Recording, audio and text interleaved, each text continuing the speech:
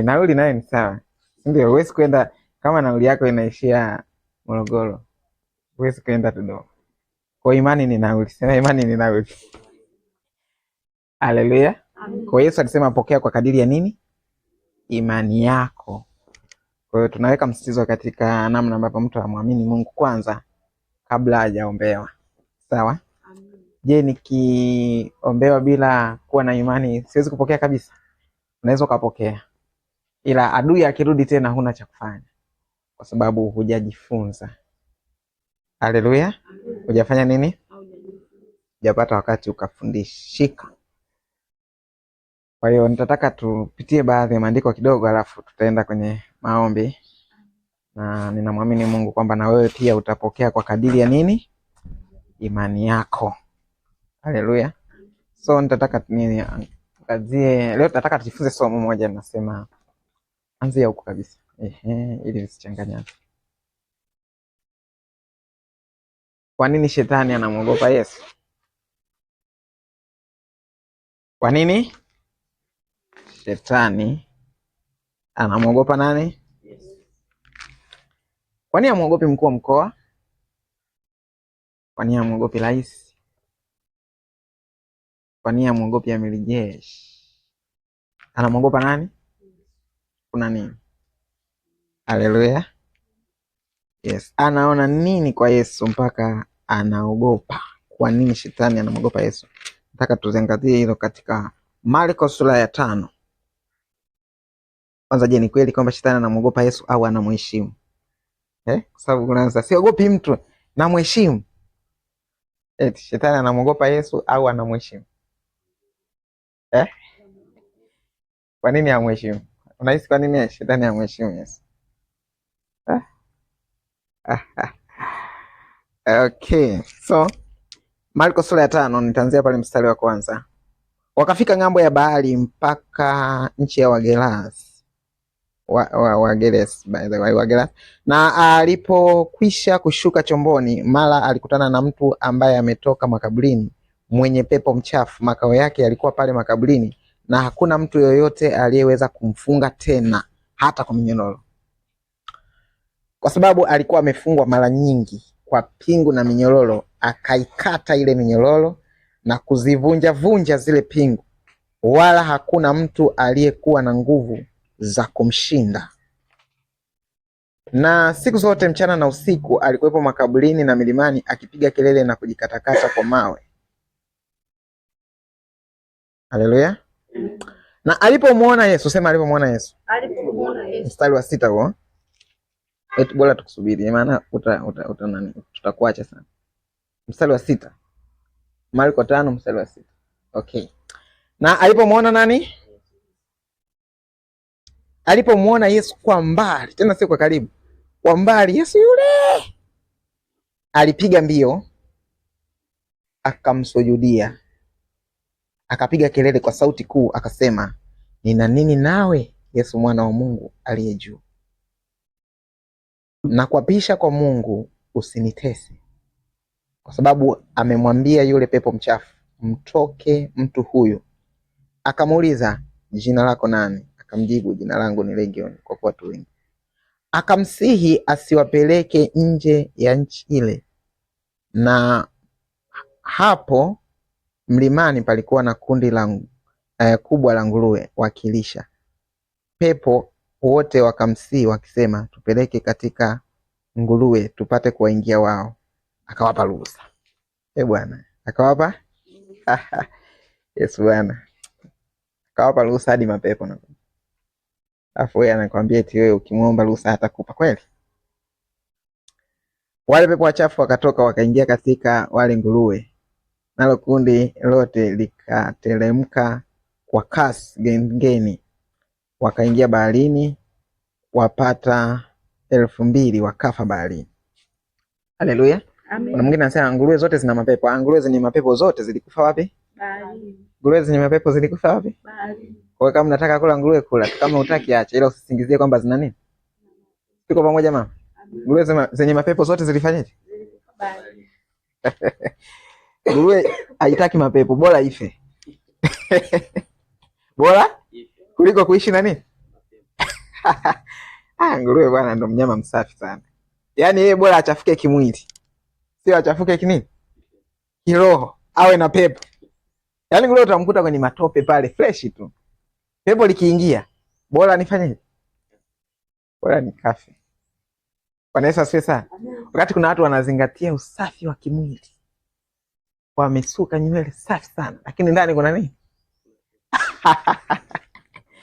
Nguruwe alisema hiyo hamna hiyo. Bora kwa nje niwe mchafu kabisa, yani mchafu kwenye matope yani, lakini kwa ndani sina pe. Haleluya. Bwana Yesu asifiwe sana. Kwa ndani sina nini? Sina pepo. Si jamani, tabia zingine hata kama ni nguruwe unaiga. Efi. Kwa bora. Okay, so neno la Mungu linasema nini? Nataka tuangazie kwa nini shetani anamwogopa nani? Yesu. Kwani anaona nini shetani akimwangalia Yesu, kiasi kwamba alipomuona kwa mbali, unajua mtu kama anamwogopa polisi, akimuona kwa mbali anakimbia. Lakini pepo alipomuona kwa mbali alikimbilia. Sio kwenda kupigana, kwenda kusujudu. Na kumuuliza, "Tuna nini nao?" Yaani maana yake nimeshakukosea nini mkubwa?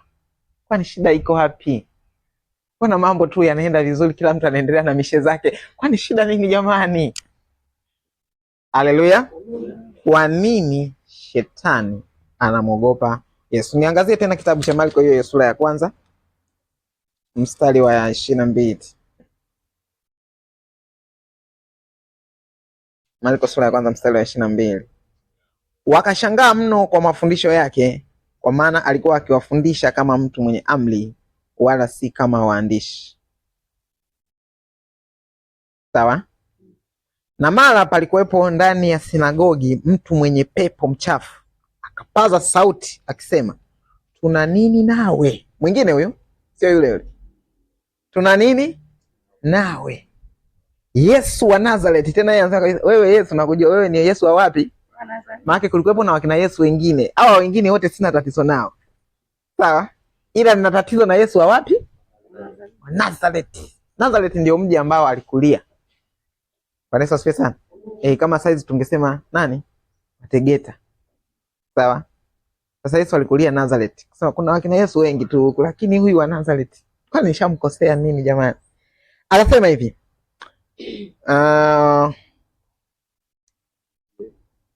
Na mara pale, okay. Akasema, "Tuna nini nao Yesu wa Nazareti? Je, umekuja kutuangamiza?" Jamani. Na kutambua nani? Sawa? Mtakatifu wa Mungu. Yesu akamkemea pepo, "Fumba kinywa umtoke." Fumba kinywa umtoke. Kuna ule mtindo wa kuyapa mapepo maiki. Yesu alisema nini? Fumba. Sisi tunasema fumbua. Sisi ni wanafunzi wa Yesu kweli? Au sisi tumetafuta mwalimu mwingine?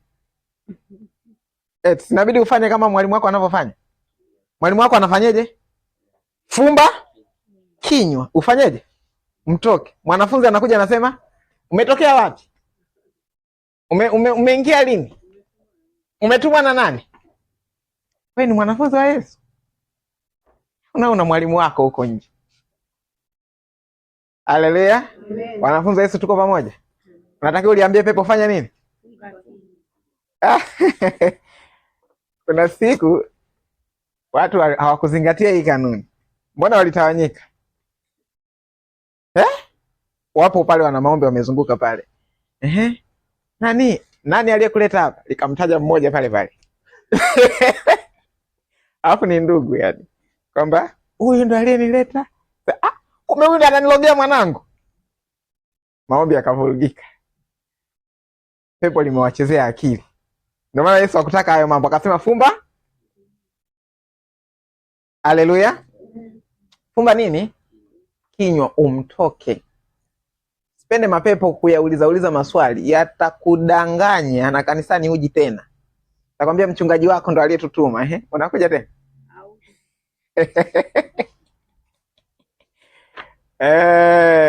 Vile alivyokuwa anakuwekea mkono ndio alivyotuingiza.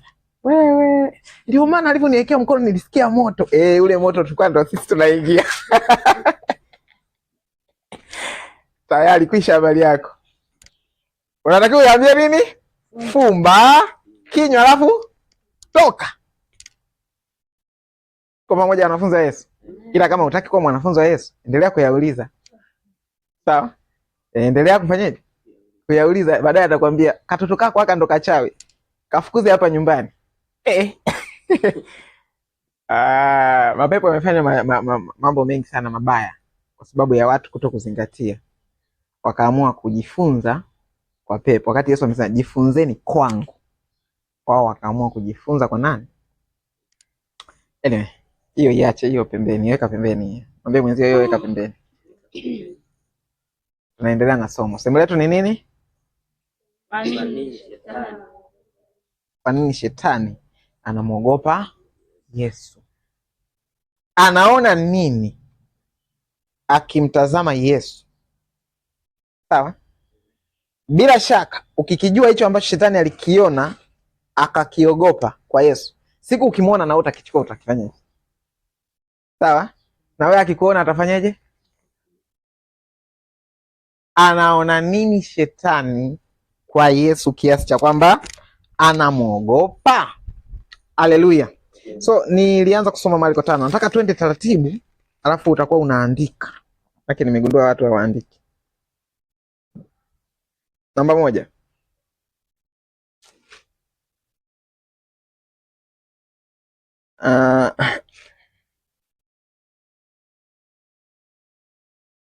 Yesu mapepo namba 1 andika. Mwana wa Mungu aliye juu. Mwana wa Mungu aliye juu. Mwana wa Mungu aliye juu. Mstari wa 7 hiyo. Marko 5 mstari wa 7. Akapiga kelele kwa sauti kuu akasema, nina nini nawe Yesu mwana wa Mungu aliye juu? Sawa? Nina nini nawe Yesu mwana wa Mungu aliye juu? Kwa hiyo mapepo yanapomtazama Yesu hivi hayamuoni tu kama mtu wa kawaida. Yanamuona nani? Mwana wa Mungu aliye wapi? Juu. Labda huelewi maana kuwa mwana wa Mungu. Sawa? Lakini nataka nikuhakikishie kwamba siku ukikaa kwenye daladala, ghafla ukaambiwa kwamba unamjua yule kanaye wewe. Mjui, huyo ndo mtoto wa rais. Pale pale utabadilika eti? Au utaendelea kusema achana naye, mtoto wa rais kitu gani? Kuna mtu atakayesema hivi? Maana lolote laweza kufanyika. Sawa? Na usihoji polisi wala usihoji mahakamani wala sinajua tena Afrika yetu hii. Sawa? Kwa hiyo huyo ni mwana wa nani? Wa rais tu, ambaye baada ya miaka 5 tunachagua mwingine. Bwana Yesu asifiwe sana. Sasa pepo hakumuona mwana wa rais. Alimuona mwana wa nani? Wa Mungu aliye wapi? Juu. Akashangaa watu wengine wanamchukulia Yesu poa, wanamkanyaga, akasema hawamjui. My God, my God. Hawajui. Huyo ni mwana wa Mungu aliye juu. Kwa nini mnachukulia vitu poa? Hebu niangalizie Wakorinto wa 2:5 mstari wa 16.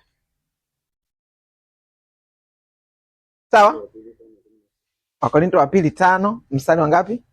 16. Mwana wa Mungu aliye juu. Hapo mapepo ikabidi yaanze kutetemeka kwamba jamani. Hata imekuwa sisi tangu sasa hatumjui mtu awaye. Okay, uko sahihi, endelea. Mtu awaye yote kwa jinsi ya mwili. Ingawa sisi tumemtambua Kristo kwa jinsi ya mwili. Lakini sasa tumtambui hivi tena. Paulo anasema hivi, hata imekuwa tangu sasa mimi simtambui mtu yoyote kwa jinsi ya nini? Ya mwili. Yaani siangalii tu hivi kwa nje, nataka nijue kwa ndani, kwa sababu hata Kristo naye alikuwa hivyo hivyo, tukamchukulia kawaida. Sawa? Kwa sababu nikwambie, kwa jinsi ya mwili Yesu alikuwa tu kama wewe tu unavyoonekana, kama tu mimi ninavyoonekana. Sawa? Na ndio maana watu walikuwa hawashangai, lakini kilichowashangaza ni lile pepo lililotoka makaburini kule mbio mbio mbio mbio mbio, likapiga magoti. Tuna nini nao Yesu mwana wa Mungu aliye juu? Sasa kushangaa. Mwana wa Mungu yuko wapi sasa? Mwana wa Mungu hapa. Huyo. Haleluya. Bwana Yesu asifiwe sana. Unaweza kawa unachukulia poa wana wa Mungu. Pepo litakufundisha siku moja. Bwana Yesu asifiwe sana. Kwa hiyo pepo linamwogopa Yesu kwa sababu likimuona linamuona mwana wa Mungu. Akitokea mwana wa Mungu, akitokea hapa mtoto wa rais, akatokea kituo chochote cha polisi, hana uwaziri, hana ubunge, hana nini, lakini akisema niagizie polisi 6 hapo waje hapa mara moja, faster, wameshatimia. Tunaelewa kwa nini? Mwana wa Bwana Yesu asifiwe sana. Haleluya. Mabishano makubwa yanaendelea kwamba Yesu ni Mungu au sio Mungu. Yesu ni Mungu au sio? Lakini kibaya zaidi ni kwamba ukikana kwamba ukikubali tu kwamba Yesu ni mwana wa Mungu, tayari umeshakubali kwamba Yesu ni nani? Ni Mungu. Unaelewana? Ukishasema Yesu ni mwana wa Mungu, tayari umeshasema Yesu ni nani? Baba yako anaitwa nani? Unamjua? Namjua. Anaitwa nani? Uko wake.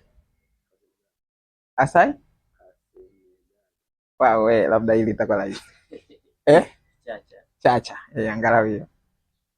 Ukishasema wewe ni mwana wa Chacha, tayari wewe ni nani? Ni Chacha. Imeisha hiyo au? Kuna mabishano tena? Kwa hiyo, lilipokuwa linasema na kujua wewe mwana wa Mungu, lilikuwa linasema na kujua wewe ni nani?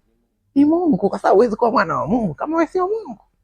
That is hiyo imeisha hiyo, sio hiyo, tunabishana tena hapo. Pepo likimuona Yesu linamuona Mungu aliyeumba mbingu na nini? Na nchi. Kwa hiyo lazima litetemeke. Kwa pointi namba 1, namba 1 hiyo tumeandika nini? Mwana wa nani? Wa Mungu. Haleluya. Lakini namba 2, mtu anayeweza kunitesa. Sawa? Kwa nini shetani anamwogopa Yesu? Ni mtu anayeweza kufanyaje? Kumtesa. Mtu anayeweza kufanyaje? Kumtesa. Kwa nini binadamu anaogopa nyoka? Ina uwezo wa kukutesa, ikakuingizia kitu kwenye mwili kitakacho kufanyaje? Kutesa au hata kukuua kabisa. Kwa hiyo shetani anamwogopa Yesu kwa sababu ndio mtu pekee aliye na uwezo wa kumtesa. Sawa? Hawa raia wengine hawa hawana uwezo wa kumtesa shetani. Wanamuona wapi? Kwa sababu haonekani, hanusiki, hashikiki. Sawa? Ni kama vile nini? Mbu. Sawa? Mbu utaifanya nini wewe? Inakaa juu ya bati na kusubiri ulale. Kila tu inakuja na kudonoa. Ila kuna kitu kinaitwa dawa ya mbu, chenye uwezo wa kuitesa nini? Mbu haikuogopi wewe, inakiogopa hicho. Kwa sababu wewe huwezi kuifikia. Lakini yenye kadawa ka mbu na kaweka chini huko. Mbu unashangaa kule juu anadondoka tu chini. Sawa? Kako chini lakini kana uwezo wa kumtesa mbu aliye wapi? Juu. Sawa? Ndivyo ambapo shetani haonekani, alafu Yesu anaonekana. Lakini Yesu anayeonekana ana uwezo wa kumtesa shetani asiyeonekana. Shetani amejificha kwetu sisi tunapoangalia kwa macho haya, lakini mbele za Yesu yuko wazi. Kwa sababu wale watu wakati wanahangaika kumsaidia yule bwana walikuwa hawajui kwamba wanashindana na shetani aliye ndani ya yule jamaa. Kwa wanajaribu kumsaidia kumfunga kamba, anakatakata. Jamaa ana nguvu haya. Alipotokea Yesu, akasema huyu ashatuona. Haya wengine alikuwa hajatuona, hayana cha kutufanya, hawezi kututesa.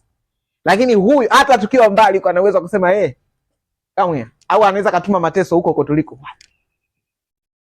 Kaanza kuteseka huko. Kwa hiyo cha msingi tuende tukasalende, tukapige magoti, tukaombe radhi, tukaambie kwani tumekoseana nini, basi tuombane msamaha, yaishe sasa basi. Ndio mtu pekee aliye na uwezo wa kumtesa shetani. Haleluya. Kwa nini watu wanamwogopa bosi? Ni mtu pekee aliye na uwezo wa kufukuza kazi. Sawa? Wakati mwingine unakuta kabosi ni katoto tu. Lakini shikamoo, shikamoo, shikamoo. Hadi wa mama watu wazima shikamoo hadi kanaona aibu. Kanaogopa kupokea marahaba maana yani kama tu mama yangu. Sio kama anapenda kusema shikamoo, si kufukuzwe kile cheo uone kama utapewa hiyo shikamoo. Una uwezo wa kumtesa, yani leo unaweza kumbadilishia maisha yake, kodi ya nyumba ijayo asiweze kulipa. Afanyeje sasa? Lazima anyenyekee. Bwana Yesu asifiwe sana. Kwa hiyo shetani amekuwepo miaka yote, la Yesu ana miaka 33 tu, lakini akimuona anaenda anapiga, kwa sababu ndio mtu pekee mwenye uwezo wa kumtesa. Haleluya. Huyu Yesu ana uwezo kutesa hata mashetani ambayo yanakusumbua wewe. Bwana Yesu asifiwe sana. Sijajua kama kuna mashetani yoyote ambayo yanasumbua familia yenu. Unatakiwa uyaonyeshe huyu Yesu kwamba leo sijaja mwenyewe. Sawa? Nimekuja na yule Yesu yule aliye na uwezo wa kufanyaje? Kuwatesa. Sasa, mko tayari kuvumilia? Mtaweza? Bwana Yesu asifiwe sana. Ndiye mtu pekee aliye na uwezo wa kufanyaje? Kutesa. Wewe hujui nini kinaendelea wakati umekaa hapa. Mapepo yako yanapata nini? Mateso. Saizi tu. Kwa sababu hapa yupo Yesu ambaye ndiyo mtu pekee mwenye uwezo wa kufanyaje? Wa kumtesa. Bwana Yesu asifiwe sana. Kwa nini ni vigumu sana kwenye ibada kama hizi kuja? Ibada za maombezi. Kwa sababu ndio sehemu ambapo mapepo yanaenda kufanyaje? Kuteseka. Sawa? Sasa yanakujaje? Ndio maana inabidi ya kunyundulie vikwazo. Usipojua unasema bwana kawaida tu, sasa tutafanyaje? Tutaenda hata Ijumaa ijayo. Angalau tuna siku 7 sasa za kupumzika hapa. Mpaka Ijumaa ijayo amesema. Umeona? Angalau. Lakini sasa nimeahirisha naenda sasa hivi.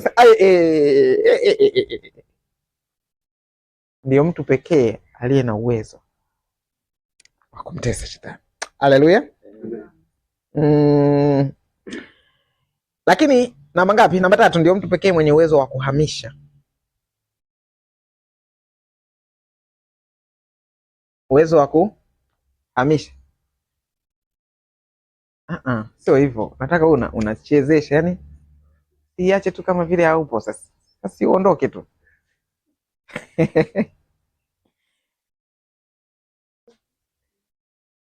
Huo ulikuwa mstari wa 8.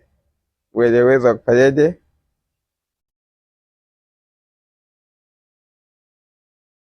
Yes.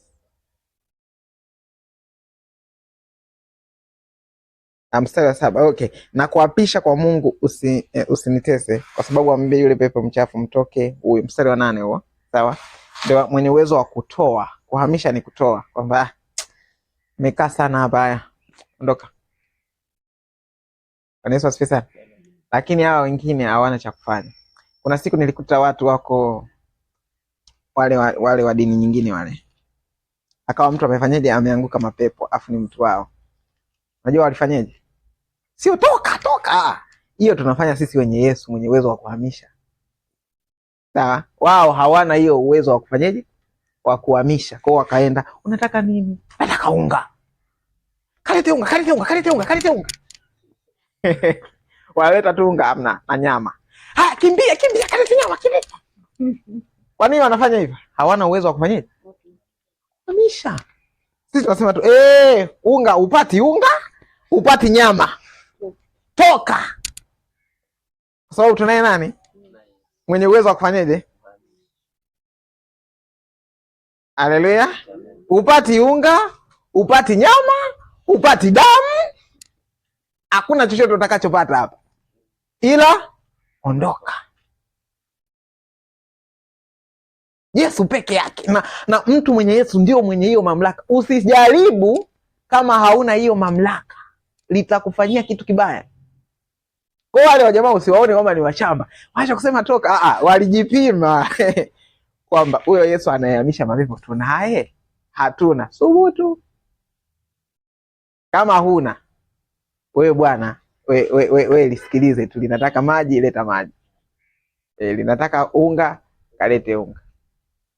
Mafuta ya mzeituni, jamani, katuombe kwa jirani. Upati mzeituni wala ya alizeti kwa sisi, lakini wenye Yesu, mwenye uwezo wa kufanyaje? Unaye Yesu. Haleluya. Mweze, unaona ndani ya Yesu kulipo la. Amina. Kwa hiyo Yesu ndo aliye na uwezo wa kuyahamisha mashetani. Sisi wa Tanzania wenye Yesu tuna uwezo wa kuhamisha mashetani yanayoua watu hapa Tanzania. Sisi ndio tegemeo, sisi sio hao wengine. Hao wengine ni kulia tu basi. Wafanye nini kingine? Wafanyeje sasa? Lakini sisi naweza kusema sili wala nini. Nishagundua kwamba ili ni pepo limevamia Tanzania, nataka kunywa damu za watu. Sasa sema sasa, kwa jina la Yesu, ewe pepo mnywa damu, ondoka kwenye nchi yetu. Sisi lakini wenye Yesu. Bwana Yesu asifiwe sana.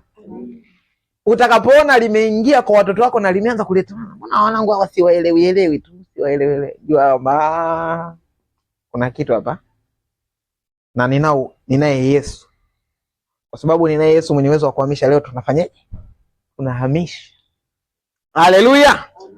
Yesu ana uwezo wa kuhamisha mapepo, ana uwezo wa kuhamisha magonjwa, ana uwezo wa kuhamisha mateso. Ndiyo. Akayahamisha yale mapepo, yakatoka kwa yule bwana. Akavaa nguo zake, akawa na akili zake sawa sawa. Kitu ambacho madaktari hawakuweza kufanya, wataalamu hawakuweza kufanya, wazazi wake waishia tu kulia, mwanangu. Basi afanye nini tena? Bwana Yesu asifiwe sana. Lakini yule kijana kwa bahati yake njema, Yesu alikuwa anapita njia ile. Na huenda Yesu hakuwa hata na mpango wa kwenda mpaka kule makaburini. Lakini pepo likasema, ashaniona. Salama yangu mimi ni kwenda tukayajenge. Haleluya. Yani salama yangu mimi niende tukayajenge. Kwani bwana mkubwa, shida nini? Kote huko si ungeenda jamani ukahubiri huko, kwani mpaka huku tukayajenge tu. Lakini kwamba eti nina uwezo wa kufanya jeuri kama nilizokuwa nafanya kule, huyo ndio mtu pekee mwenye uwezo. Sema katika jina la Yesu. Katika jina la Yesu. Ninaye Yesu. Ninaye Yesu. Mwenye uwezo wa kuhamisha mapepo, magonjwa, mateso. Na leo yatahama kwa jina la Yesu. Haleluya.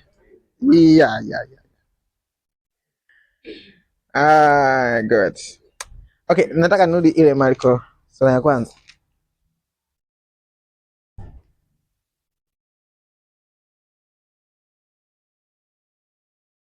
Anasema, okay, pointi ya ngapi itakuwa? Ya 5? Itakuwa ya 4? Kwa nini shetani anamuogopa Yesu? Anao uwezo wa kuangamiza. Anauliza, anasema, umekuja kutuangamiza? Yaani umekuja kwa amani kweli au ndio umekuja kutuangamiza? Bwana Yesu asifiwe sana. Anao uwezo wa kufanyaje? Kuangamiza. Unafahamu kuangamiza? Kwa nini anamuogopa Yesu? Ndio mtu pekee mwenye uwezo wa kuangamiza kabisa. Kwamba sasa nimechoka na kelele zenu. Mtu pekee mwenye uwezo wa kuangamiza mapepo ni Yesu. Watu wengine hawana uwezo. Unapoenda kwa mganga hana uwezo wa kulihamisha wala hana uwezo wa kuliangamiza. Zaidi atakachokifanya, ataliuliza, unataka nini? Wewe unashindwa kulielewa, mmeshindwa kuelewana lugha. Nataka mbuzi. Alete mbuzi. Mbuzi wa nini? Mweusi mwenye madoa. Basi. Alafu likila ile mbuzi, sawa? Si umelipa chakula chake, linakuwa kubwa zaidi. You understand? Jamani, tunafahamu kama mtoto anavyokula ndo anavyozidi? Yeah.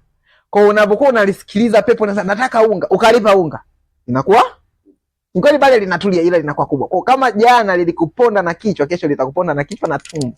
walishakuwa kubwa sasa. Haleluya. Hakuna mganga mwenye uwezo wa kuhamisha wala wa kuangamiza mapepo. Sawa? Ukikutana na shida kama hizo, sehemu pekee ya kwenda, huyu jamaa alibahatika, ni kwa Yesu tu. Ndiye mwenye uwezo wa kuangamiza mapepo. Yakasema kabisa, umekuja kutuangamiza. Sehemu nyingine yakauliza, kabla ya wakati wetu. Maana yake anajua kabisa kuna wakati wa kufanyaje? Lakini sio leo bwana mkubwa. Bado. Haleluya. Ya, bado hata kuna kamda kidogo. Kwani usisubiri, lakini mkuu, umekuja kutuangamiza kabla ya wakati wetu. Kwa sababu huo wakati utakapofika, atakayekuja kutuangamiza bado ni wewe mwenyewe. Hakuna mtu mwingine. Vitabu vyote vinakubali kwamba atakayefanya hukumu ya siku za mwisho ni Yesu. Yaani hata kama wampendi, ila kitabu chao chenyewe kinasema atakayefanya hukumu ya siku ya mwisho ni nani? Sio huyu wa kwao, yule wa kule. Yule wa Kristo yule. Sasa mimi najiuliza, si niende huko kweli? Kumbe atakaye hukumu siku ya mwisho? Wewe unajua kabisa kumbe bwana atakayegawa mishahara ni yule. Afu unafanya kazi huko. Mishahara inatoka Pepsi, unafanya Coca-Cola. Utapewa? Nenda Pepsi huko. Watu wengine sijui wanashindwa kujiongeza wapi. Haleluya. Amen. Aliye na uwezo wa kuangamiza, sawa, ni Yesu tu. Alafu ngwambie kitu kimoja, mapepo hayahitaji mapatano. Ukishaona umeanza kupatana, hapo ndio mwisho wako. Sawa?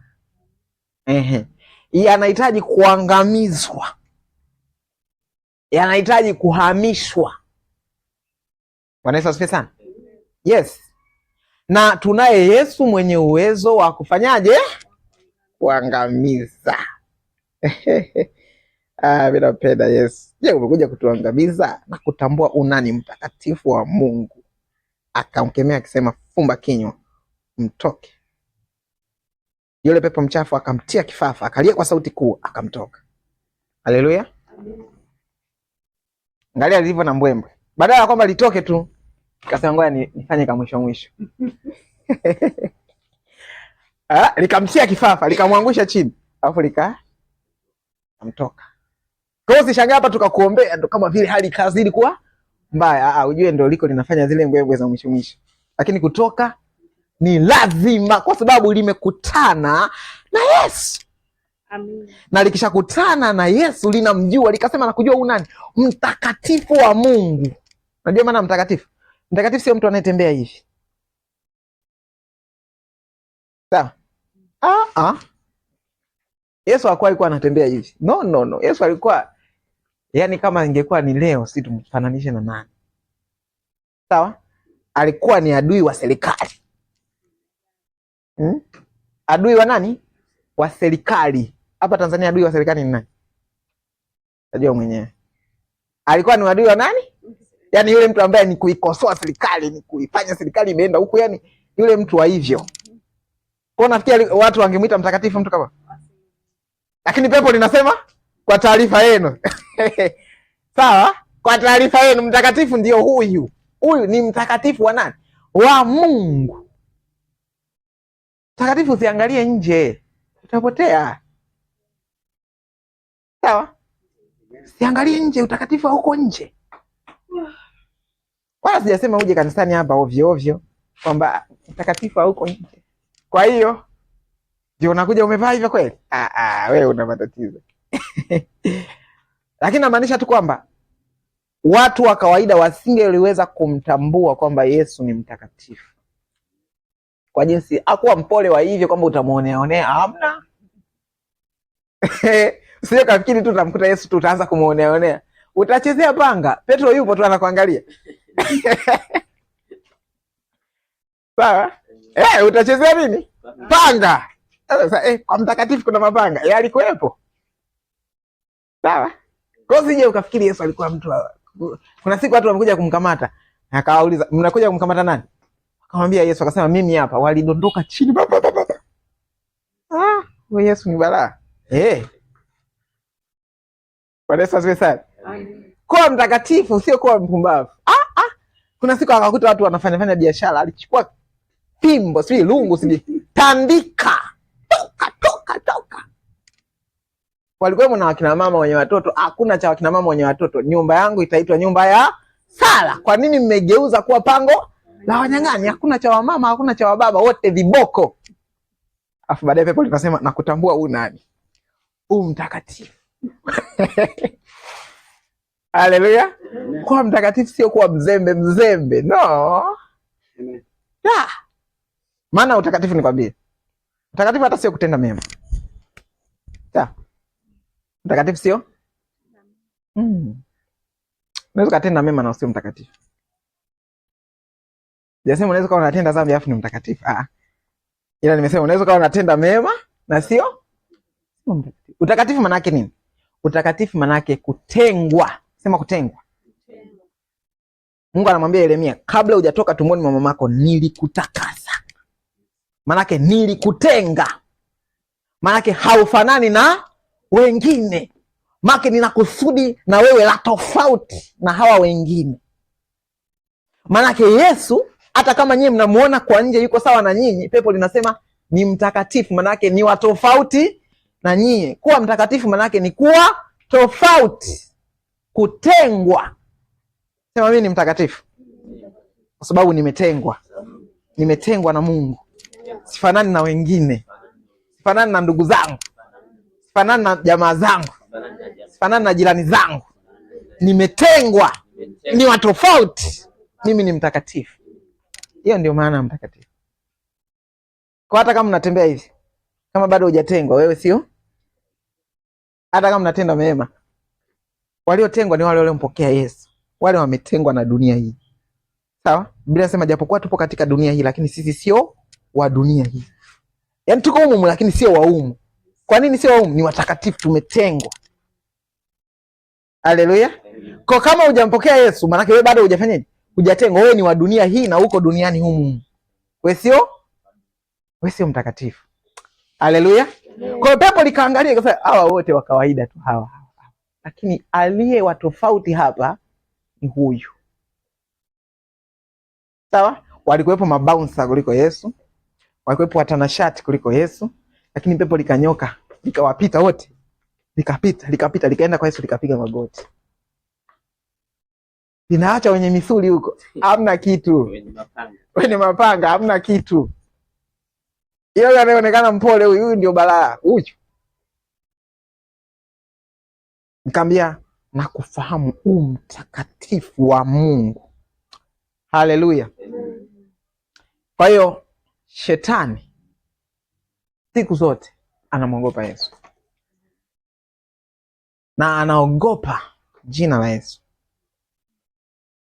Haleluya. Unaposema kwa jina la Yesu, maana yake unasema hivi, kwa niaba ya Yesu.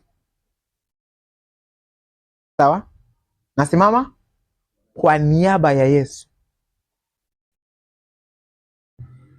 Kwa niaba.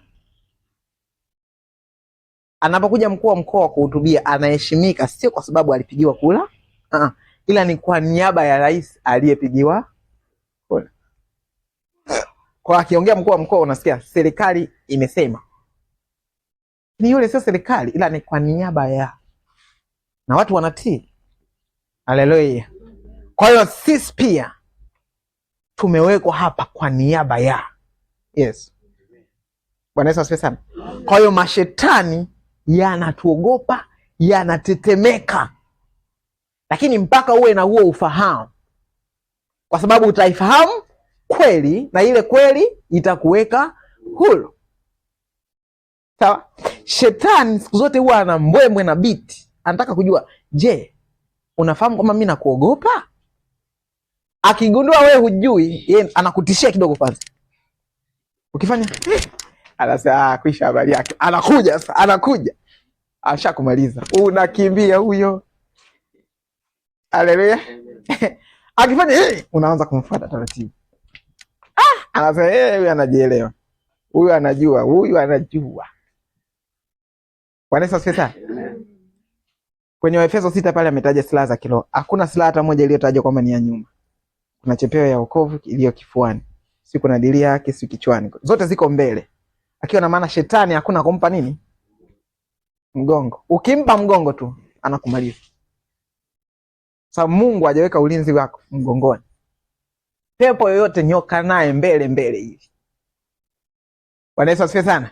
Na maanisha hivi, kama unapitia vita yoyote katika maisha yako, hakuna kukata tamaa. Amina. Ukikata tamaa maana unampa shetani. Na Yesu hajakulinda wapi? Amekulinda wapi? Mbele. Kwa hiyo umbie hivi, na utatoka tu.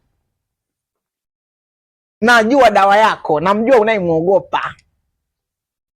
Haleluya. Namjua? Unayemuogopa. Ukiona magonjwa yameanza nawajua. Najua mnayemuogopa. Nawajua. Yaani nyinyi wote hamnisumbui kitu. Hebu simama.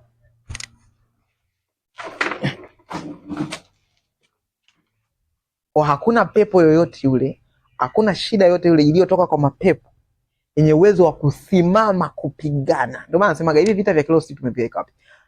Jamani, hapo palikuwa na vita yoyote iliyotokea hapo? Tuliosoma hapo, kulikuwa na vita yote?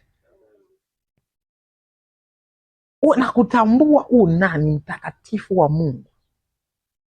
Na kuomba usituhamishe. Yaani anamuomba kwa sababu anajua ana uwezo wa kutuhamisha. Leo hii labda yatuombe na sisi. Lakini hata akituomba tunayahamisha hivyo hivyo. Wanakuogopa. Wachawi wanakuogopa. Wanasema wewe ni nani? Wanasema ninakutambua. Wanasema ninakutambua ya kwamba wewe ni nani? Mtakatifu wa Mungu, aliyetengwa na Mungu kwa ajili ya kuokoa wanadamu, ya kuondoa mateso, ya kuondoa mapepo. Oh God. Oh Jesus. Na nguvu za mapepo zimeshindwa. Haleluya. Na nguvu za mapepo zimeshindwa. Na nguvu za mapepo zimeshindwa. Asifiwe Bwana. Asifiwe Mwokozi. Na nguvu za mapepo zimeshindwa. Haleluya. Na nguvu za mapepo zimeshindwa. Zimeshindwa. Na nguvu za mapepo zimeshindwa. Asifiwe Baba. Asifiwe Mwokozi. Na nguvu za wachawi zimeshindwa. Oh yes. Imba kwa imani. Na nguvu za wachawi zimeshindwa. Na nguvu za wachawi zimeshindwa. Asifiwe Mwokozi. Na nguvu za wachawi zimeshindwa. Zimeshindwa. Na nguvu za wachawi zimeshindwa. Zimeshindwa. Nguvu za wachawi zimeshindwa. Zimeshindwa. Nguvu za wachawi zimeshindwa. Zimeshindwa. Oh! Hey! Hey! Hey! Yeah! Nguvu za wachawi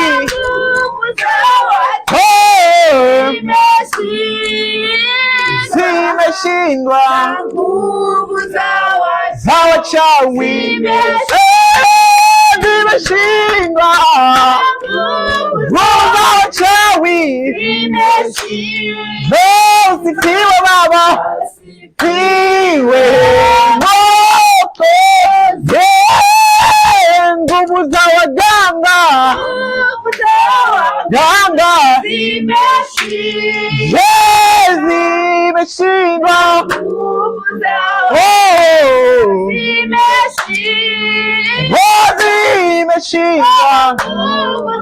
Waganga. Usifiwe Baba. Hey! Hey! Hey! waganga, ganga zimeshindwa, ganga zimeshindwa, nguvu za waganga. Usikiwe baba,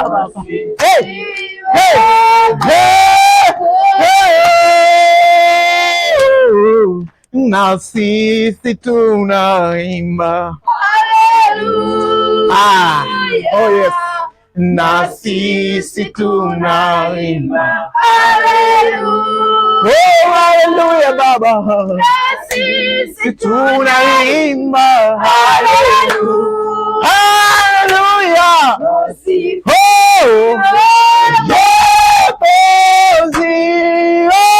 sisi tunaimba, sisi tunaimba, na sisi Baba tunakiri wewe ni Baba, wewe ni Baba unayeogopwa Baba, wewe ni Mungu mwenye kutisha, wewe ni Mungu mwenye kutisha Baba. Oh, kila goti litapigwa mbele zako Baba. Asifiwe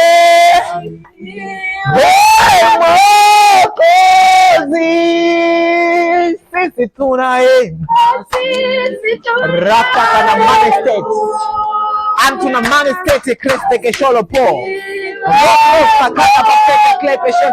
Yes, sisi tunaimba rekro shaga na manabina sto rakroso kopreshono bunene Kristo keshene basi rakroso kopreshana kana manabina sto arakroso po science klese negesmo arakroso presho purikene bisente Kristo kesensi groto komi adai yepi na side lia bina kroso popo rakroso keye pepa sopo yote. Hebu fungua kinywa chako mbele za Bwana sasa, nyamaze kimya.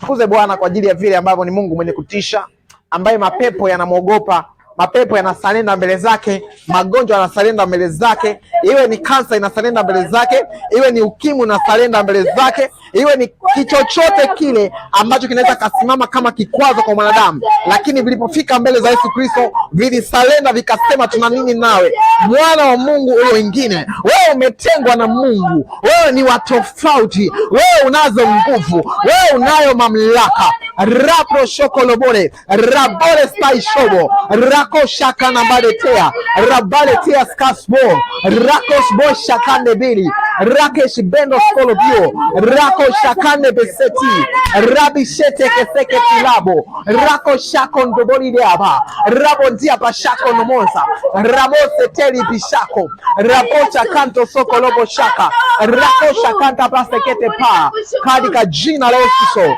rika saborika chaya rako shaborika saya rako shako lomo seketea kadika yako mapepo yote, magonjwa yote, mashetani yote, vikwazo vyote vinapomwona Yesu vinakimbilia kwenda kusujudu, kwenda kuomba radhi katika jina la Yesu. Ninatambua sasa ya kwamba Yesu Kristo niliye naye, Yesu Kristo niliye naye, mapepo yanapomwona yanasalenda, magonjwa yanapomwona yanasalenda, yanaogopa, yanatetemeka. Nasema huyo Yesu ninaye leo katika jina la Yesu. Nimepewa mamlaka ya kumwakilisha Yesu hapa duniani. Nimepewa mamlaka ya kumwakilisha Yesu hapa duniani.